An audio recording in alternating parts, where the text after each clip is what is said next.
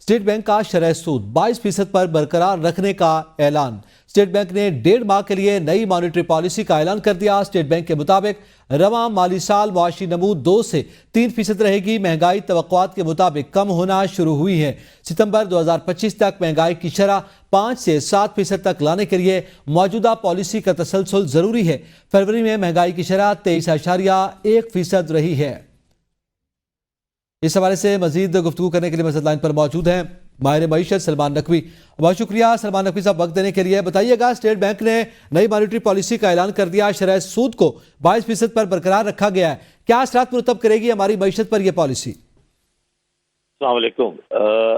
बिल्कुल ये फैसला तकरीबन 80 से 90% एक्सपेक्टेशन यही थी कि शरह सूद जो है वो बरकरार रखी जाएगी, और उसकी बुनियादी 2-3 वजूहात हैं। पहले नंबर पे ये है कि इन्फ्लेशन यकीनन इस साल कम होगा, लेकिन चूंकि रमज़ानुल मुबारक है और उसमें फूड इन्फ्लेशन बढ़ जाता है, तो इसलिए इन्फ्लेशन जो कम हो रहा था वो अभी जो वीकली इन्फ्लेशन आया है वो फिर दोबारा थोड़ा सा बढ़ा है। तो लिहाजा इस बात का इम्कान कम था कि अभी शरह सूद जो है वो कम करी जाए, लेकिन चूंकि बेस काफी बड़ा है और उसका इम्पैक्ट यकीनन आइंदा आने वाले दिनों में इन्फ्लेशन में कमी वाक़ई होगी। दूसरी बड़ी वजह, क्योंकि पाकिस्तान इस वक्त IMF से बातचीत कर रहा है, निगोशिएशन में है, और स्टैंड बाई फैसिलिटी की मद में $1.1 बिलियन जो है वो पाकिस्तान को किस्त का इजरा करना है।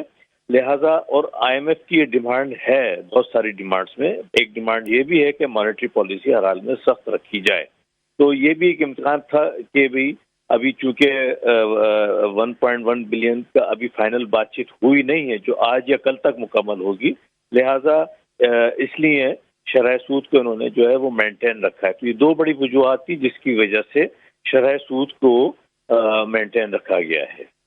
अच्छा, ये 2 वजूहात का आपने जिक्र किया, सलमान साहब आप क्या समझते हैं? जो दूसरी वजह आपने बताई IMF के साथ डायलॉग है, इस वजह से इसको बरकरार रखा गया, तो क्या उसके बाद जब जाहिर जो कंडीशन उसकी जानिब से लागू की गई हैं वो आगे कंटिन्यू करेंगी, उसके बाद हम कैसे तवक्को कर सकते हैं कि इसमें मजीद कमी आएगी, हमारी नेक्स्ट शरह सूद जो है वो कम हो पाएगी?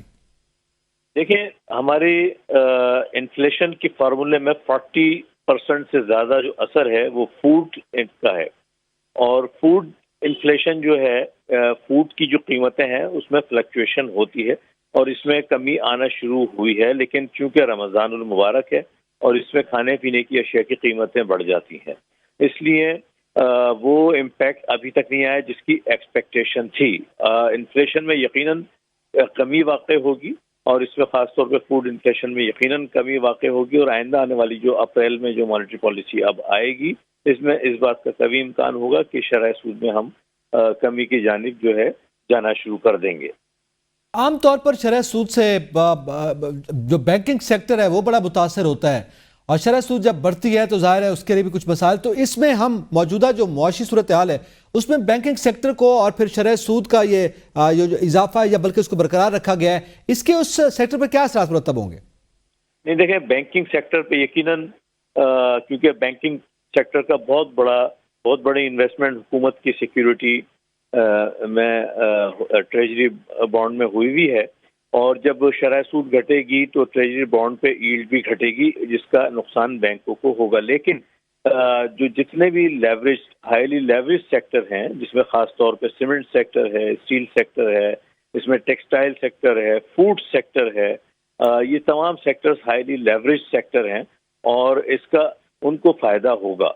और मईशत इस वक्त जो है वो जमूद का शिकार है, क्योंकि अगर 25% पे कोई अगर लोन लेता है और वो अपने इंडस्ट्रियलाइजेशन की तरफ जाता है तो वो अफोर्डेबल नहीं है किसी तरह से भी। 22% पे किसी भी मुल्क और खासतौर पे पाकिस्तान में शरह सूद का 22% पर रहना, कभी भी GDP इसमें इजाफा नहीं मुमकिन नहीं हो सकता है।